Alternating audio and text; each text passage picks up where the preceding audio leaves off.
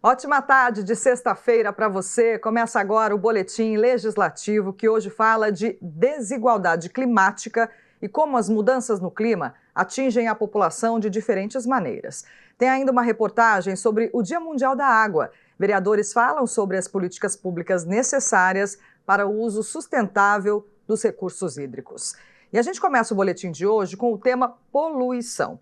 É comum associarmos esse assunto à atividade industrial ou ainda ao intenso tráfego de veículos nas cidades. E claro que tudo isso contribui para a dispersão de poluentes na atmosfera. Mas especialistas destacam que fatores meteorológicos e a quantidade de árvores dentro do município também exercem forte influência, o que reforça a importância do planejamento urbano. Planejamento urbano. O assunto é tão importante que é até nome de uma comissão permanente da Câmara. Isso porque o planejamento urbano interfere diretamente no desenvolvimento e na qualidade de vida de uma cidade. E um estudo recente feito em conjunto pelas universidades de São Paulo e de Lisboa apontou que um bom planejamento urbano deve pensar em alternativas para minimizar os impactos da poluição. Esse estudo específico ele analisa 3 cânions urbanos, ou seja, 3 ruas com diferentes características. Dois desses cânions urbanos estão localizados na cidade de Lisboa, em Portugal, e um aqui na cidade de São Paulo, que é a Marginal Tietê. Durante a madrugada, os poluentes tendem a ficar mais retidos próximo à altura do pedestre, na escala de rua. Isso é por conta das condições da atmosfera. Então, dependendo como essa atmosfera interage com o poluente, ele tende a dispersar melhor ou pior. A industrialização e o número de veículos de uma cidade são grandes agentes poluidores. Mas outros fatores também devem ser levados em consideração quando analisamos a poluição urbana. São eles o número de construções e imóveis, a arborização e questões climáticas. E por que esses fatores são tão importantes? Porque a partir do estudo é preciso pensar o planejamento da cidade e de novos loteamentos, de modo a ajudar a dissipar os poluentes e não acumulá-los. O que o estudo trouxe foi mostrar que tem outras variáveis que afetam a dispersão ou o acúmulo de poluentes, né? E que a gente tem que estar atento para essas variáveis. Tem a questão da sazonalidade, né, que muda, né, a dispersão atmosférica, muda a dinâmica atmosférica em relação às estações do ano. Então, eventualmente, no verão chove mais, então ela lava a atmosfera, no inverno chove menos, se concentram mais. E, por outro lado, outros interferentes, por exemplo, a arborização urbana interfere, ela funciona como um retentor da poluição, num primeiro momento, mas ela também funciona como uma espécie de barreira, né, física para diminuir um pouco a dispersão em determinadas situações. Então, esses são elementos novos. A questão das edificações. Então, você pode, às vezes, formar paredões de edificações que barram a ventilação e aumentam a concentração de poluentes. São José já pratica a adoção de alternativas para diminuir a emissão e a concentração de poluentes na cidade. A linha verde com a frota de ônibus elétricos é uma delas. Além disso, a cidade conta com o plano de arborização, que busca uma distribuição correta das árvores em lugares determinados no município. Uma base para o planejamento urbano é o chamado Plano Diretor. Ele é um documento que define todas as regras e diretrizes que irão nortear o desenvolvimento da cidade. Por exemplo, o plano diretor determina quais bairros podem ter prédios ou casas, quais áreas podem ser destinadas para a indústria, quais são as normas de proteção de áreas verdes nas construções de novos loteamentos, além de outras questões. O plano diretor é a política pública mãe do ordenamento territorial. Ela aponta o que a cidade, o que o joseense quer para o desenvolvimento, como que ele acontece e para onde é que ele vai. Então, nessa discussão é importante sempre privilegiar quais são aqueles atributos ambientais, aquela performance ambiental que vai precisar essa política pública mãe do ordenamento prover para que nós tenhamos sempre a cidade como um organismo vivo que se desenvolve, ela sempre tenha o desenvolvimento sustentável como pauta. O atual Plano Diretor de São José foi criado em 2018 e o próximo será feito em 2026. A lei precisa ser atualizada justamente para se adequar a novos modelos sustentáveis de desenvolvimento e corrigir possíveis falhas no processo de urbanização, a exemplo da concentração e dispersão de poluentes. O planejamento urbano sempre é pauta na Câmara Municipal. Segundo o vereador Zé Luiz, relator da Comissão de Planejamento Urbano, Obras e Transporte, o Legislativo acompanha de perto a elaboração das políticas públicas da área. Principalmente através do orçamento público, das políticas que são apresentadas nos planos plurianuais, nos diversos planos diretores também. Através desses instrumentos você vai fiscalizando.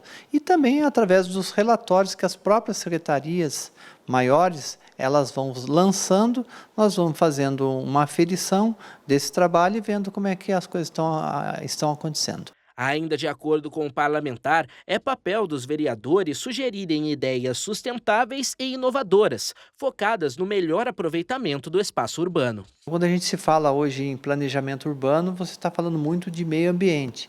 Então, você respeitando cada vez mais o meio ambiente, você tem uma urbanização melhor, uma qualidade de vida melhor e também para o mundo dos negócios, porque o mundo dos negócios hoje está pautado também na sustentabilidade. Pois é, e esse planejamento urbano é fundamental, inclusive, para amenizar os efeitos da chamada desigualdade climática. Já ouviu falar? Esse tema vem sendo bastante discutido por conta das frequentes ondas de calor, que não atingem a todos da mesma maneira. No sol forte do meio-dia, muitos procuram uma sombra, mas o Marcelo encara a caminhada pelo parque. Trabalhar no calor é parte da rotina. Ele vende geladinhos e o movimento aumenta nessa época do ano. A gente tenta realocar o ombrelone conforme o sol vai andando. A gente trocou o ombrelone menor para um tamanho médio. E isso ajuda a gente a, pelo menos, se proteger do sol diretamente. Para o palhaço Pambolé, a roupa colorida e o bom humor fazem parte do trabalho, mas os dias quentes exigiram adaptações. Tem uma roupa que a gente fez que é muito quente, é muito mais bonita que essa até.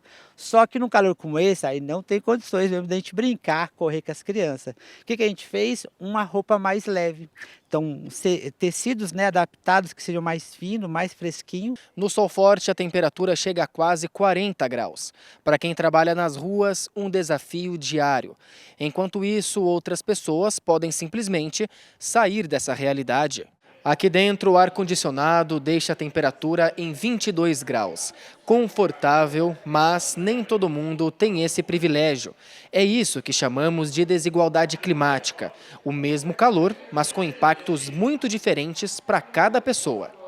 E a análise do impacto do calor não está só no ambiente de trabalho. Quando pensamos nas cidades, bairros com pouca arborização ficam mais quentes e quem vive em áreas de risco pode sofrer com a intensidade de deslizamentos e enchentes. Em outras palavras, o clima influencia a qualidade de vida. Então, essa desigualdade climática pode afetar mais essas pessoas de baixa renda. Mas é importante a gente notar que vão ter outras pessoas que podem trabalhar debaixo do sol, mas não vão sofrer com essa desigualdade de renda. Como, por exemplo, o jogador de futebol, né? Esse daí, ele pode acabar treinando debaixo do sol, mas ele vai ter todo um aparato por trás dele que vai cuidar da qualidade da saúde dele, né? Então, é um massagista, é um médico que vai cuidar da hidratação. Então, é importante a gente notar que a desigualdade climática afeta principalmente por causa da renda. Para o especialista, políticas públicas voltadas às áreas mais afetadas podem ajudar a amenizar os impactos dos grupos mais vulneráveis. A primeira coisa é trabalhar essa urbanização. Então, oferecer moradias populares nos lugares corretos. Não necessariamente numa periferia afastada, mas se for numa periferia, que eu urbanize, que eu crie ruas que tenham árvores. certo? Ele pode também trabalhar essa urbanização nos grandes centros da cidade também, desenvolvendo lugares que tenham praças, né? Então a periferia ela pode ter praças também, ela pode ter qualidade de vida. A gente vai trabalhar então com moradias populares, com a urbanização, principalmente isso daí. Para quem atua ao ar livre, o desafio é tentar driblar os impactos do sol. Afinal, o trabalho não pode parar. Aqui no parque tem o pessoal que fica com uma barraca maior para se proteger, tem o pessoal que procura uma sombra embaixo da árvore, eles se protegem da forma que consegue. Além dos impactos na saúde, o sociólogo destaca que a desigualdade climática exige uma luta por direitos. Então, se eu moro numa casa, se eu moro num bairro que não tem infraestrutura, eu preciso entrar em contato com o poder público, com a Câmara, com os vereadores, com o prefeito, para levar essa demanda para o poder público, para ele ter conhecimento dessa necessidade e aí lutar pelos nossos direitos, fazer com que esse poder público ele atue de uma forma mais efetiva nas periferias. Enquanto as temperaturas sobem, a rotina de quem trabalha ao ar livre segue cheia de desafios. Entre adaptação e conscientização, a busca por melhores condições também faz parte dessa realidade. Vamos aproveitar para saber como é que fica o tempo no fim de semana. Na tarde desta sexta-feira, o tempo será de sol com poucas nuvens no céu e à noite sem possibilidade de chuva. A máxima será de 27 graus, com mínima de 17. Já no sábado, o dia será de sol pela manhã, com pancadas de chuva à tarde. Ao final do dia, não chove. A máxima prevista será de 30 graus e a mínima será de 18 graus. O domingo também será de sol pela manhã, com pancadas de chuva à tarde. Ao final do dia, o tempo fica chuvoso. A máxima prevista será de 28 graus e a mínima será de 18 graus. Amanhã, 22 de março, é comemorado o Dia Mundial da Água. A data foi criada pela Organização das Nações Unidas para conscientizar sobre a importância de uma gestão sustentável dos recursos hídricos.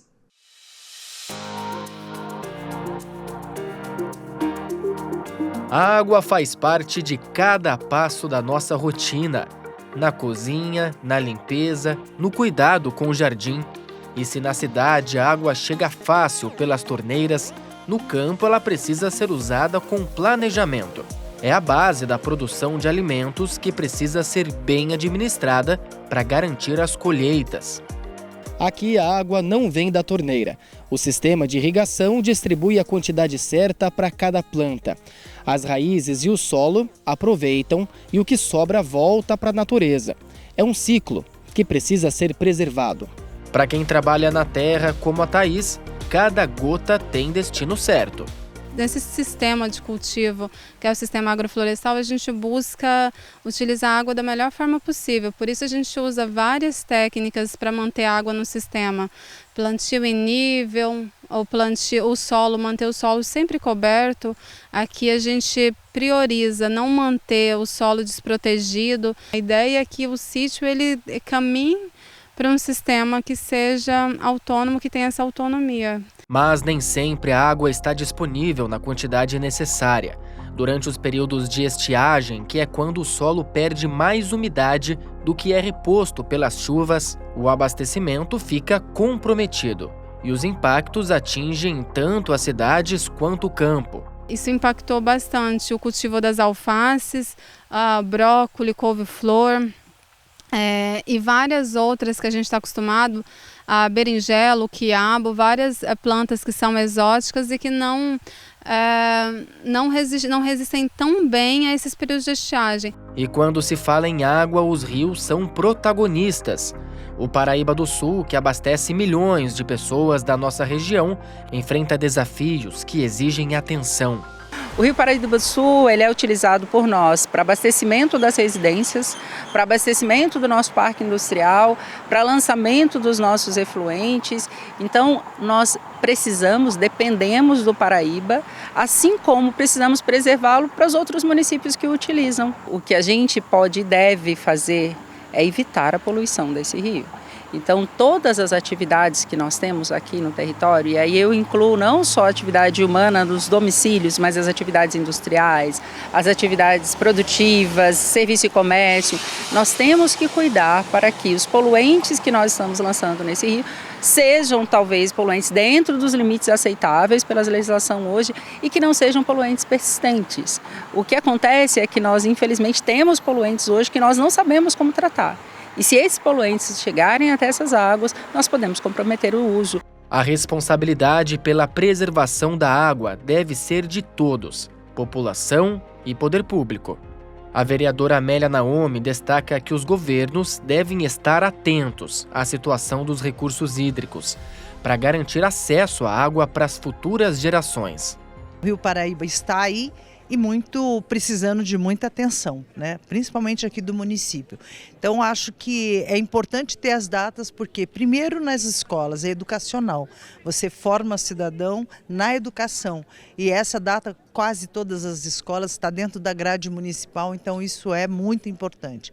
Uma outra questão que eu acho sobre os rios e as nascentes, precisa de mais investimentos da prefeitura na preservação das nascentes. Alguns gestos no dia a dia ajudam a evitar desperdícios, mas a verdadeira mudança acontece com a educação. Criar consciência desde cedo é essencial. Se a gente pode utilizar esse Dia Mundial da Água para fazer com que seja mais proveitoso, seria que a gente pudesse falar com todos, que a gente pudesse fazer com que as igrejas, as comunidades, as ONGs, as empresas dialogassem sobre águas muito mais profundamente do que seja a quantidade dessa água, mas principalmente a qualidade da água. E no Dia Mundial da Água é hora de pensarmos não apenas no consumo de hoje, mas na preservação desse bem tão precioso para todos. A gente precisa cada vez mais se aproximar desse homem natureza e a gente tentar entender que a gente não está separado, que a gente está todo mundo junto, morando na mesma casa, que é um planeta só, e que para a gente continuar vivendo e vivendo bem, a gente precisa aproveitar esses recursos e, em específico, aproveitar a água da melhor forma possível.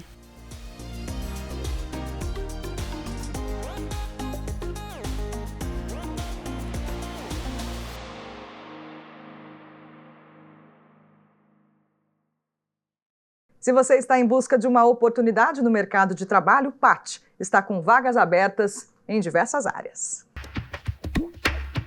O PAT, o Posto de Atendimento ao Trabalhador de São José dos Campos, tem oportunidade de emprego para ajudante de carga e descarga de mercadoria, ajudante de pintor, atendente de cafeteria, atendente de lojas, atendente de telemarketing, auxiliar administrativo, auxiliar contábil, auxiliar de limpeza, auxiliar de logística, auxiliar de mecânico diesel, churrasqueiro, cobrador interno, consultor de vendas, copeiro, cozinheiro geral, eletricista de instalações, engenheiro de segurança do trabalho, instalador, reparador de linhas de telecomunicações, lavador de veículos, mecânico de automóvel, mecânico de motor a diesel, operador de acabamento, operador de chave, operador de telemarketing ativo e receptivo, pedreiro, servente de obras, técnico de edificações,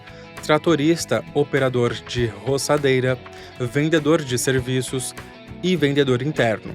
Ainda há vagas para pessoas com deficiência nos cargos de assistente de analista de produtos, auxiliar de limpeza, operador de telemarketing ativo e receptivo, porteiro, recepcionista de hospital. Para se candidatar é fácil, é só comparecer ao PAT levando o RG, CPF, carteira de trabalho e o cartão cidadão. O PAT fica na Praça Afonso Pena, no número 175, no centro de São José dos Campos. E hoje é sexta-feira e, claro, você já sabe, tem agenda cultural.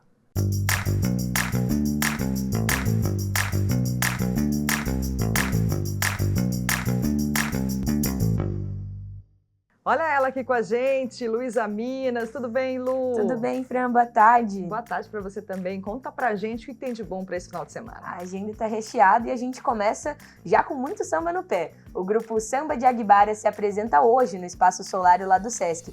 Com o show Mulheres e Dissidências em Samba, elas trazem um repertório que presta homenagem a grandes cantoras da nossa música brasileira, como Chiquinha Gonzaga, Carmen Miranda, Beth Carvalho e muito mais. O show começa então às 7h30 da noite e a entrada é gratuita. Agora, se você curte uma música pop, MPB, ainda hoje também rola Cecília Militão e Lud Mazzucati no evento Colinas Music, especial do Mês das Mulheres. As cantoras, que são conhecidas aqui na região, se apresentam por lá com um show inédito e emocionante. E para as mulheres que forem curtir, o shopping ainda vai distribuir brindes e presentes. Então, o show começa às 7 horas da noite, é lá na praça de alimentação do shopping e a entrada também é gratuita. Agora, no sábado, o forró tá garantido, viu? A banda Canaviá se apresenta no Quintal Skate Park, né? O grupo que foi formado em 2001 chega com um show que promete agitar todo mundo. No repertório, a banda traz canções autorais do álbum Pra Vida Inteira, além de reinterpretações de clássicos do forró. Os portões abrem às 6 horas da tarde e os ingressos podem ser adquiridos no site simpla.com.br. E para fechar com chave de ouro a nossa agenda, também no domingo tem muita música lá no Parque Vicentino Aranha. Lon Amorim se apresenta no palco do Bambuzal, trazendo um repertório que vai do MPB ao jazz, passando por Beatles, Raul Seixas, Chico Buarque, Tom Jobim e muito mais. Então, o show começa às 10h30 da manhã e também não paga nada para entrar. E aí, Fran? Já decidiu? Olha, eu amo forró, não sei se você sabe. Eu dançava muito forró, então talvez um forrozinho nesse final de semana vai cair muito bem. Vamos junto, então. Vamos lá. Obrigada, Lu, pelas informações. Eu que agradeço. E um ótimo fim de semana para você. Bom final de semana para vocês também. Tchau, tchau. Um gênero literário que encanta a humanidade há milhares de anos. A poesia emociona, deixa o dia a dia mais leve, estimula o pensamento crítico e promove reflexão sobre o cotidiano. O Boletim Legislativo de hoje abre espaço para a beleza da poesia. O Enzo vive hoje as primeiras experiências com a escrita. Ele está na fase da alfabetização, mas não gosta muito de falar a respeito, né, Enzo? Sim. Mas as palavras dele estão no papel. Aos 8 anos, ele já é um poeta. Vou me amar sempre por quem eu sou. Com coragem e força, eu sigo. Sou único e forte como um super-herói. A poesia escrita pelo Enzo é motivo de orgulho para a mãe. Faz parte até de um livro. A gente fica, tipo assim, meio boba, né, de ver o filho da gente escrevendo um livro. Porque eu nunca tive a oportunidade.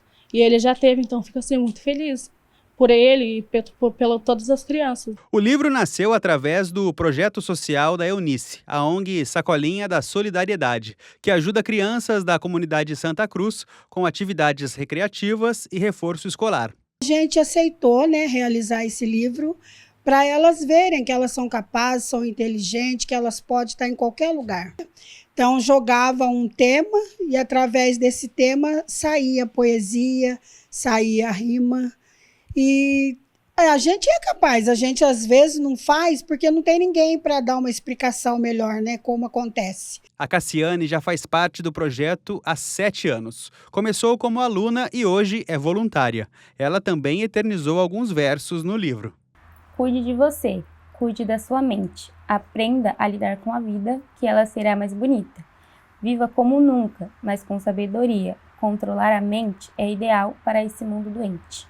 Assim, ela descobriu a paixão pela escrita. Eu acho que o livro foi uma forma de falar o que eu sentia pelo projeto em algumas poesias específicas, algo que passava por dentro de mim, que eu não conseguia me expressar, me posicionar sobre esses sentimentos.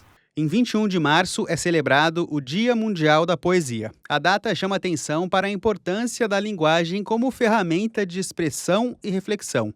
Independente da idade, a escrita coloca a todos em contato com a sociedade e também consigo mesmo. Com a poesia, o Alain, que também é um jovem escritor, aprendeu a falar daquilo que gosta. Eu jogo futebol, eu jogo basquete, eu jogo no Xbox. Tudo isso traz alegria e vontade de viver a vida. Foi legal, foi muito legal. Para essa professora de língua portuguesa, a escrita poética é uma manifestação aberta à diversidade e à livre criação, mas também pode ser definida como uma ferramenta de protesto. a gente pode utilizar desses recursos para pensar a respeito do mundo lá fora e trazer essas críticas, esses questionamentos para dentro do contexto escolar. E através da poesia, utilizando ela como ferramenta, a gente consegue ter êxito nessa nossa intenção, né, na nossa proposta. É preciso que a gente utilize dela na prática, não só para refletir, né, ou não só como ferramenta de estudo acadêmico, mas também como ferramenta social e política, né? Trazendo assuntos que são pertinentes para serem refletidos a respeito da sociedade. O Ismael trabalha todos os dias para disseminar essa cultura da escrita criativa. Com o varal da poesia, ele espalha os versos que escreve pela cidade. Cada um dos tecidos estendidos carrega o registro de um momento que vale a pena ser lembrado para sempre. A poesia, ela pode ser técnica, regrada, metrificada, pode, mas ela tem que ter sentimentos, tudo que você tiver no coração e você conseguir passar para o papel, é a poesia mais genuína que você pode ser. Então, por isso, não há meio termo. Ou você é poeta ou você não é. Assim, o Dia Mundial da Poesia lembra que a expressão através das palavras nos dá o poder de compartilhar nossas experiências, visão de mundo e identidade. Poesia é a alma exposta, uma maneira que o ser humano tem de revelar-se como criatura, ficando ainda mais próximo do Criador. Na verdade, Vinícius, Drummond, Goulart não morreram, serão eternos pela obra. Digo sim, estão ao lado do Criador, fundindo-se Criador e criatura, numa volta à essência poética. Assim, humildemente, vou percorrendo o meu caminho, seguindo-lhes a trilha, até alcançar o Criador, revelando-me em meus versos, e espero encontrá-los juntos para voltarmos ao todo. Que lindo, né? É muito bom ter a poesia como companhia. E olha, o Boletim Legislativo de hoje fica por aqui. Muito obrigada a você que nos acompanhou. Espero que tenha aproveitado as informações. A gente volta na segunda-feira. Até lá.